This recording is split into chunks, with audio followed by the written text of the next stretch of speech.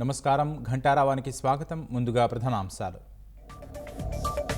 పింఛన్ల పంపిణీపై ఈసీ ఆదేశాలు పట్టించుకొని సీఎస్. ఎవరి ఆధీనంలో ఎవరు ఉన్నారో తెలియని అయోమయం.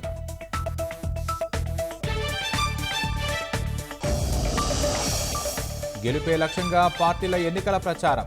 సూపర్ 6తో ప్రజలకు చేరువవుతున్న నేతలు.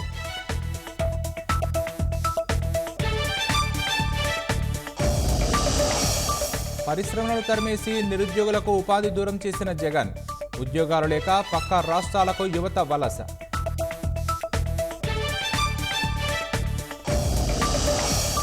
కూటమి అధికారంలోకి వస్తే ఏడాదికో ప్రధాని.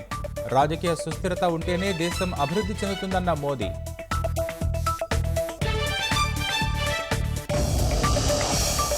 అవినీతి నేతలకు భాజపా అండగా ఉంటుందన్న కాంగ్రెస్.